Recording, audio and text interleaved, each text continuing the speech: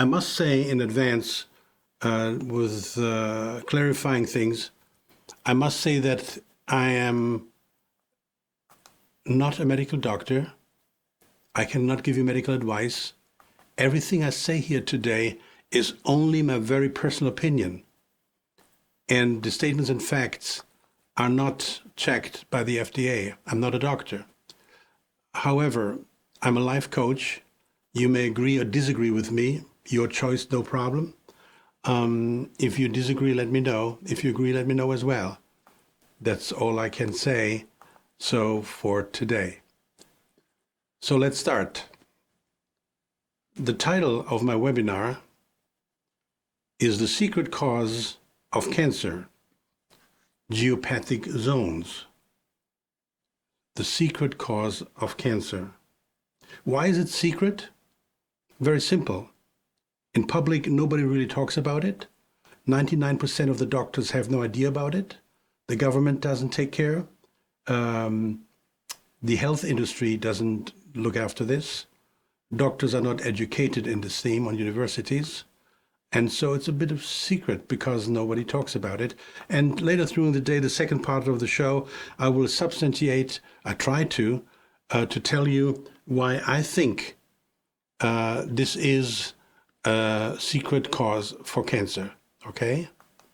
Good. Let's first define the words.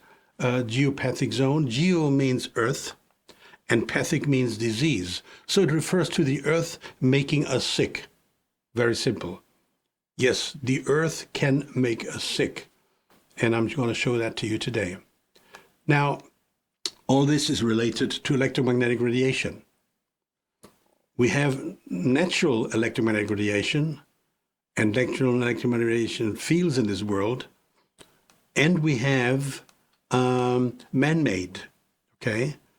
So electromagnetic radiation is man-made, but all natural as well. We talk about these two groups.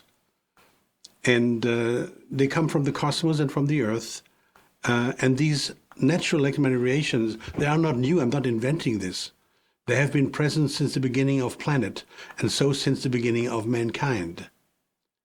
I claim in my webinar today that geopathic zones are the secret cause, not exclusively, but additionally.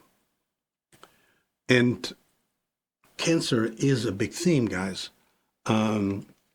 Every third person in this world is dying of cancer. Every third person, and that number will become worse. That wasn't the case when I was a young man. Likewise, Parkinson's and Alzheimer's were almost unknown. Diabetes wasn't very common either. In my opinion, the pharmaceutical industry will never ever find a cure for cancer. They're looking in the wrong direction. Their goal is to get patents and milk the people like the cow in the pasture. And cancer treatments make them too much money that they do not want to lose. And chemotherapy, I can only laugh about it, unfortunately. But people go for it. In my personal opinion, there are some main causes for cancer. My personal opinion, number one, is that people have losses in the family, mental problems. And to look into this, there was a German doctor called Dr. Hamer, which a lot of people in America especially have never heard about. And Dr. Hamer, years ago, I'm talking about 30, 40 years ago, when I was with him in contact, he had the claim that all cancer is based only on losses in the family, mental losses in the family. And now if you want to, you can go on my website. There's a chapter books. I don't sell books, but I list books of which I think are worth reading in all different parts of life and the world. So these are recommendations. And there's a recommendation for books which explain the theory and the practical world of Dr. Hamer, who died not so long ago. And his life story is a story like typical, being jailed several times in different countries for his thesis and his proofs. Good. So that's now reason number one. Mental losses can cause cancer. Reason number two for me, in my world, is electromagnetic radiation. Now, electromagnetic radiation, you can have twofold. One fold is electromagnetic radiation done by an unnatural occurring man-made frequencies as we know them. This unhealthy situation I explain in many other webinars about EMF or EMS, EMR, whatever you call them. So that's the reason number 3 and 4, and followed by unhealthy water. So water in many cases is a big contributor to the health condition of a person. And I talked about this intensively. I have a webinar on my internet page called All About Water, Part 1 and Part 2. And I encourage you, and we don't go there now, to watch these shows. If you watch these shows, I guarantee you that you know more than 99% of all people in the world the truth about water, about healthy water. That's a reason as well for people to develop cancer. And the next point, which I say is in this unfortunate road of cancer, that's we're all too acidic. We all too much too acidic, all of us. And diseases such as cancer are aggravated by acidity. And again, in my webinar about water, I talk about this, about acidic, and what really does it mean, and what should you know about it. The next main reason for people to develop cancer, to my opinion, are we are all too toxic. We have all too much toxins in our body. Good. So these are, for me, the main key reasons people develop cancer, not only one reason. There may be several reasons coming together to create that situation. Today, themes is the geopathic zones and how much they contribute and how they contribute to develop cancer. And I have some data later on in the second part of the show where I clearly put them on the table. We have to live a healthier life. We have to change our lifestyle to give cancer not a chance. We have to change our lifestyle. Apparently, the life we're living doesn't cut it. And as always, understanding a problem is half the solution. I should start by saying that I'm not a specialist on the subject of geopathic stress zones. I started to look into this about 40 years ago and ran practical tests. However, I'm not interested in becoming a specialist on such topics. There are people out there who know much more than I know. And I don't want to invest years to understand the very last icing on the cake. I'm not interested in that perfection. It would cost me too much time. There are people out there who know better. That's a good thing. The decisive thing for me is always, no matter the topic, the practical implementation in everyday life. How much do I need to learn about a subject to improve my life and the lives of others? That's my target. With this information and this knowledge I have gathered, I think I can contribute. My motto is when people come to my workshops or participate in my webinars, that they learn at least one thing which they can apply tomorrow to improve their life. If I have not achieved this, then I wasted your and my time. Hopefully not. Knowledge is only useful if you can do something with it. If you know the name of the capital of Inner Mongolia, I might be able to win some $1,000 on a TV show. But what do I do with this knowledge if I don't want to travel tomorrow to Inner Mongolia? By the way, the capital is Ulaanbaatar, if you have never been there. It's a tiresome principle. The big problem in our school system is that they give us factual knowledge. They give us factual knowledge, but they don't teach us how to think. They don't. Methods how to think, how to make sane decisions. And my good countryman, some of you know him, Mr. Einstein, he said education is not the learning of facts, but the training of the mind to think. Albert Einstein. I myself, I don't teach. I'm reporting. I'm reporting what I think I've found. Of course, I could be wrong, and everyone has to decide for themselves whether what I'm saying to you today makes sense or not. So for me, electromagnetic radiation is a significant problem in developing cancer. There are two different types of electromagnetic radiation. When we think about electromagnetic radiation, we always think about the man-made ones. Those radiations we find everywhere in applications such as Wi-Fi, mobile phones, electric cars. A lot of people don't know that the regular combustion chamber car even produces electromagnetic radiation. Who knows that? Nearly nobody. Of course, smart meters, all transmission towers, screens, computers, microwave ovens, etc., etc. We are all at the mercy of them everywhere these days. And the most spread one of all is, of course, the mobile phone. No question.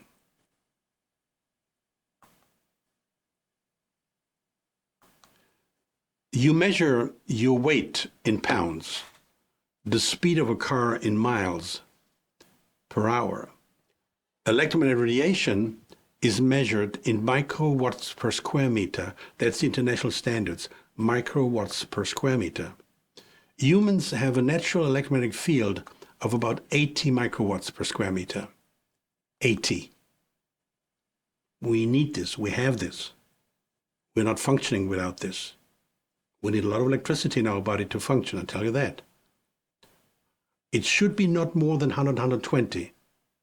Not more than 100, 120. According to German building biologists, more than 1,000 is extremely hazardous to health. More than 1,000. Extremely hazardous means nothing else, you die of cancer. As an example, keep in mind, shouldn't be more than 100, 120. 1,000 is dangerous. When you do a mobile phone call, you have easy between 2,000 and 3,000 microwatts. Wow, depending on its use, 2 to 3,000. Encouraging. Sounds it, right? Encouraging. If we look at the use of electromagnetic radiation and the development of cancer over the last 50 years, then you can see that they run parallel, steeply upwards. Both electromagnetic radiation usage and cancer run parallel, steeply upwards. One could say they're congruent, completely consistent. And it's nothing new. It was already known since 1930 that electromagnetic radiation is harmful to health. The armies of this world, the major ones, have been using electromagnetic radiation since the 50s and 60s. Since that time, they used it already to experiment and to use them as a weapon. And what we call 5G today is not new at all. It sounds to us new, but the armies have used 5G since the 60s. And I have a book on my repertoire on the website about 5G from a whistleblower from the Canadian Army. I highly recommend you to read that book. This man has put together all the information you ever want to know what the hell was going on and who did what. And a lot was going on. Many technologies were originally developed for and by the armies because they had the budgets. And then they always went about marketing these inventions to consumers. First, they developed them for the army, and then they said, okay, how can we market now the product? Example, mobile phones, microwave ovens, GPS, reverse osmosis water filters. They were all developed for the army. And then give them to the population, let them have fun, it's sexy, let them kill themselves, it's okay. We make money. The negative effects of electromagnetic radiation on the general population began really in the 1980s with the increasing use of mobile phones. And I must admit, I was one of the first ones. I loved mobile phones. I could do so much in my business and traveling the world. I loved it. No idea at this time what I'm up to here. Then the phones were much more spread in the 1990s. And so starting around 2000, the mobile phone wave rolled and became absolutely unstoppable. And with the use of Wi-Fi and transmission towers everywhere, which increased as well. So these were what we call the electromagnetic radiation created by mankind. Now, there's a second group of electromagnetic radiation. These are electromagnetic radiation by nature.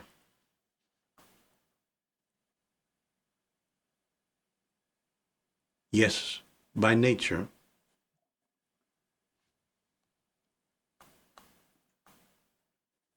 Whether we want it or not, we are now surrounded by electromagnetic radiation by mankind, which screwed up our health, and by electromagnetic radiation from nature on top of that. Now, the electromagnetic radiation by mankind is much stronger, much more intense than the natural ones. However, the natural ones have been with us since mankind, since the beginning on this planet.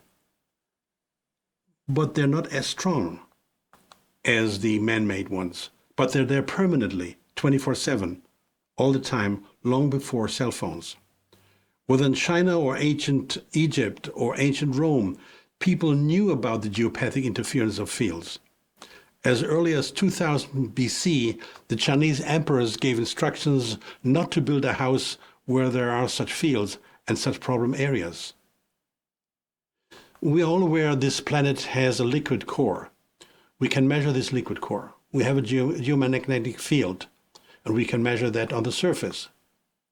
The magnetic field originates from the electrically conductive iron in the liquid core of the Earth. And this electrical system is the origin of our magnetic field, the magnetism on our Earth. We know that when we use a compass, the needle points to the north, right? Certain streams descend upon the Earth from the sphere lying at a height of 40 to 60 miles around the Earth's mantle. We assume at this time that the Earth magnetic field has existed for 4 to 5 billion years. As I said, the fields are relatively weak, but they're there all the time. Above all, they're everywhere. Everywhere. However, not the same intensity everywhere. It changes depending on your location. Now, this is here an example of how electromagnetic radiation from the Earth is exposed to fissures in the ground, which are not always as giant as the one you see here. They're often very small cracks, and there are other places where these can show up. These fields show in particular when we have terrestrial radiation, earth falls, earth rays, earth radiation, rock fractures, underground water veins, and water veins crossing. Under the ground, water flows in subterranean water veins, and the water creates electromagnetic radiation by friction through the pressure of falls. So the falls create pressure on the water, and this creates electromagnetic radiation. And here's an example of such a underground water. That's a real photo of a very big stream underwater.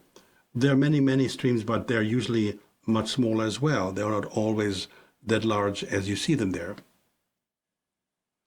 The effects of water veins produce actually the worst electromagnetic radiation in the geopathic zones. The electromagnetic fields have all a negative health effect, with no question. The question is just the intensity of those, okay? That intensity may change depending on where you live. We have now a chessboard of electromagnetic fields all over the world. Like a chessboard, all over. You can't escape, they're everywhere. There are some people who discovered the natural electromagnetic fields in different grids formation. They're also different in distance from each other. They span the world, as I said, like a chessboard. One of these guys, of course, got to be a German. Of course, got to be German. Okay, his name is Dr. Manfred Curry. Curry developed the concept and proved it of a grid which was named after him, the Curry grids. And the Curry grid looks a bit like this. It has a north to south and east to west, and it shows regularly like a chessboard, 2-3 meters distance from each other, all over the place. And besides him, there was another German doctor, and his name was Hartmann. And Mr. Hartmann discovered then a grid which was accordingly called the Hartmann grid. And as you can see, this goes from northeast to southwest. And here's an image from both grids on top of each other. It's a layer on top of each other from both grids. And then there's a third one, very, very obscure, unusual. This is called Banker grid. It's a three-dimensional cube situation with 10 by 12 meters in size. Now, there's a lot to be said on these things, but the show is too short and I don't want to go too technical, and I'm not so very good in technical stuff there. You can study a truckload of material. On my website, under Health, you'll find the material I've put together in writing again if you want to be more specific. And whenever you dwell on such a line, especially on a crossroad for a longer extended amount of time, continuously, you damage your body. So when you're in your bed, you spend 6 hours a night there, and this bed sits in a crossroad of geopathic zones, or your workspace, if it's static, like a desk or a dentist and his dental chair, your workbench, of course your TV, your couch on which you sit for hours every evening. If you dwell in those zones, these zones are where you typically dwell very long. This is where it gets to you. And you typically have these locations for 10, 5, 10, 20, 30, 40 years. And the time, the duration creates the negative effect. If you are in such a field of 2 times a day for number 1 and number 2 in your bathroom, it doesn't count, it's not important at all. But if you dwell in those places, and this is where we have to look into, it hits your health very hard right away. It's like arsenic. In the old Agatha Christie science fiction pictures which she wrote, the elderly English lady would kill their husbands with arsenic. Why would they do that? Because their beloved husband, who's supposed to leave a lot of money behind, couldn't smell or taste arsenic. And it's the same with geopathic zones. Most of us don't taste or smell them or are not aware of them. Who is more aware of people are children, babies. They show indicators if you can read them. And I understand that most of you may have never really heard about this much at all. Where would you? Doctors have never been taught in universities. Almost no doctor has the slightest idea of this, of what I want to share with you today. Now, dowsers have the ability, if they're good dowsers, they're good and not so good ones, like in every trade, to find such water veins, for example. And this is, again, not new. We had dowsers over many hundred and thousands of years who were going out to find these zones, and especially the water veins. Not just to pump water, but also to protect yourself from the radiation.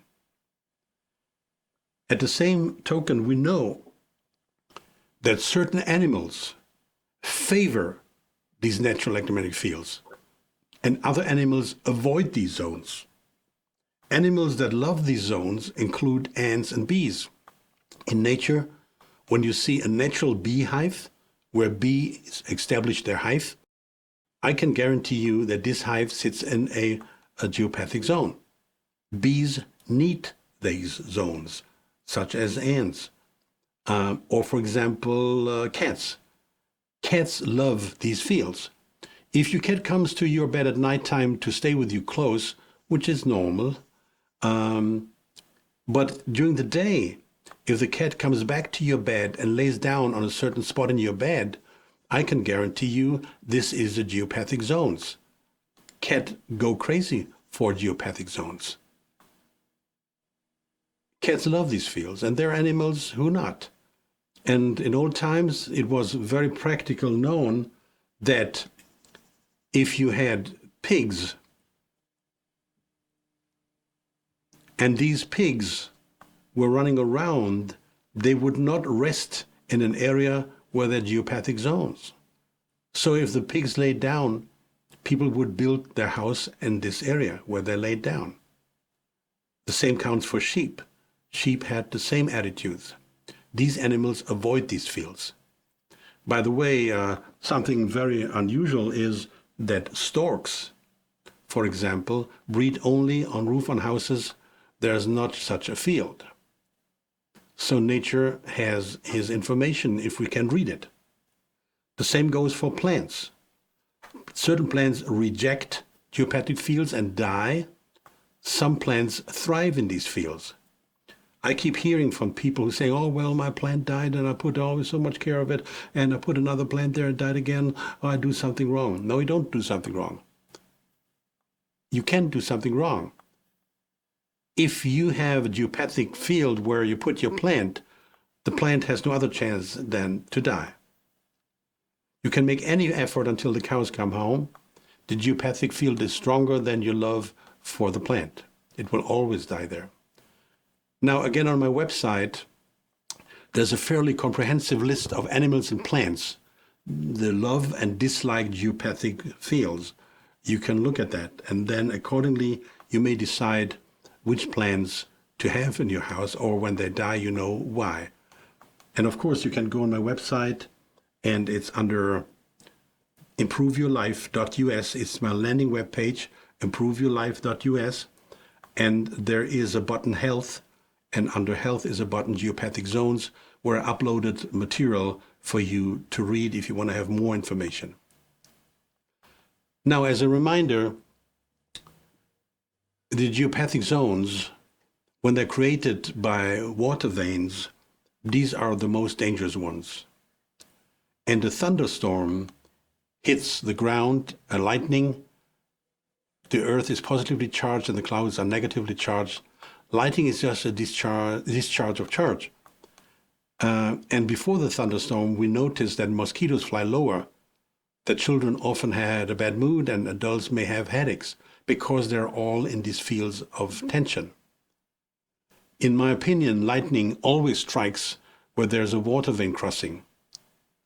Our good German friend Otto Schumann discovered that we have a tension field across the world of 7.83 hertz, and he called it alpha waves. Pure coincidence, 7.83? And a certain guy, German guy, of course again a German guy, called Hans Berger, found that the human brain functions as well on 7.8 frequency. Again, a pure coincidence? Healthy water has a pH of 7.5. Another coincidence? Blood has a pH of 7.34. Another stupid coincidence? I don't think so. The Creator and nature do not operate on the basis of chances.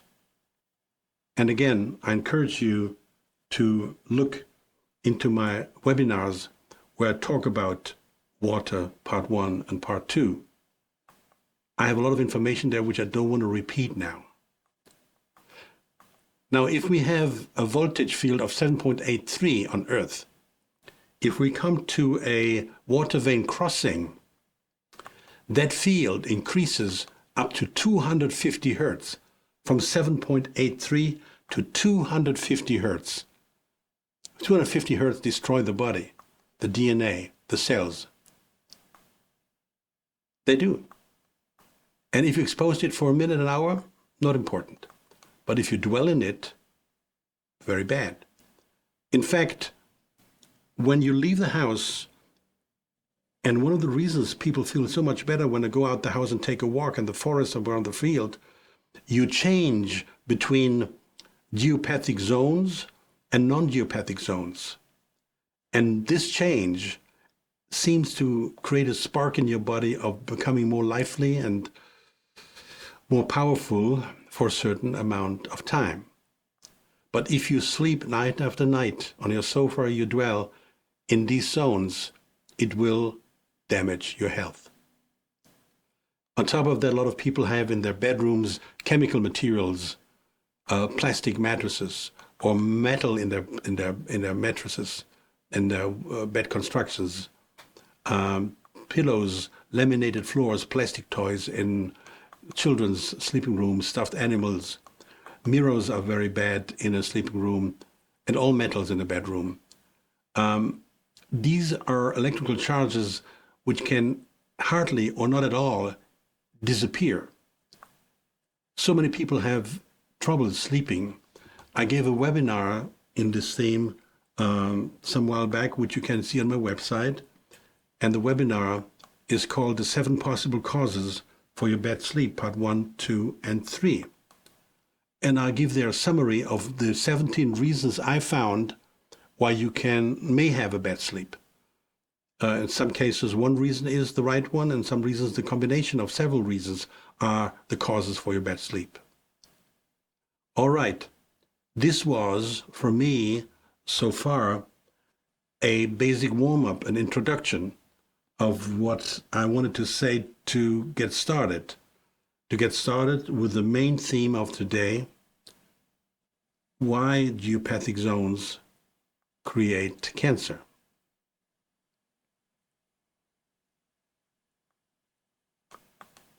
All right, for me to substantiate this, we have to take a big step back to the year 1929. For your information, I wasn't born there yet. I wasn't there. I'm old, but not that old. So 1929, namely in the city of Vilsbiburg. Vilsbiburg is a town city in Bavaria, Germany. At this time, this town had about 3,000 people and had an enormous cancer mortality rate. Today we know 1 in 3 die of cancer, and who really cares? I mean, nobody gives a shit. Was I allowed to say that? Nobody gives a shit? Okay, let's cut this. Nobody cares. But at that time, people woke up. At that time, there was a very well-known German dowser. His name was Baron Gustav von Pohl. He was asked to take a closer look at what's going on in the city of Vilsbiburg. And Pohl made an agreement with the city fathers, and Baron Pohl agreed to embark on an incredibly interesting experiment.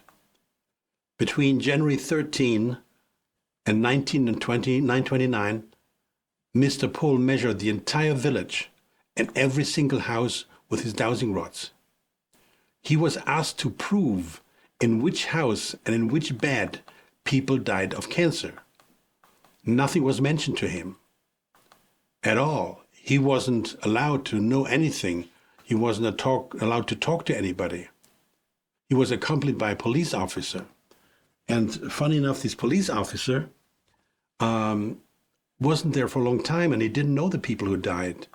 So they wanted to keep it very, very secret so that it was a real blind test. And that went down. And Pohl did the incredible thing. He delivered exactly in which bed, in which house, in which bed, these 80 people died. 48 people died from cancer. And he was able to say with 100% accuracy in which house, in which bed, somebody had died of cancer. Now, this experiment was described in detail in a book. And this book is still available nowadays as a reprint. Unfortunately, in German only, but I guess all of you, of course, can speak German, no problem there. Well, unfortunately, it was never translated into English. What I'm saying to you today is an extract of what's written in the book. That's the extract of the story, what happens. Once Mr. Pohl completed his target, a second dowser, Mr. Georg Brundle, who didn't know the results, was hired to measure all of Pohl's results again. Brundle confirmed all and each of every one of Mr. Pohl's finding without any question. Now, Mr. Pohl went ahead and he then created a drawing of the village in which he drew every single water vein crossing the village. It's a bit wild when you look at this and hard to figure it out. This is why I took the liberty and the pain and recreated all these water veins in blue. Now, this is a dramatic situation. If you see how many blue lines, every blue line is an under-earth water vein. That was a catastrophic situation. And such kinds of investigations were often made at this time. It was not an isolated case at the time, maybe the first one. Nowadays, no doctor, no health department takes care of it. And at that time, 1930, it was very much discussed publicly on radio shows. We all know the outstanding, or you may know, hopefully, the outstanding German physicist Max Planck, founder and co-founder of quantum physics. The whole topic about dowsers went so far in the public eye that one time there was a radio interview with Mr. Planck, and he was asked about the dowsing and so on and so forth. And here is what Mr. Planck had to say.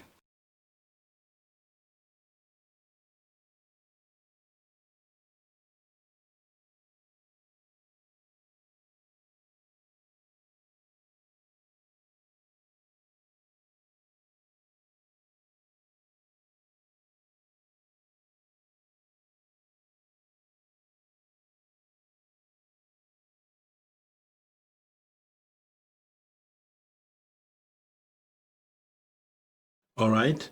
So this is what he had to say. The essence is that he said, look, guys,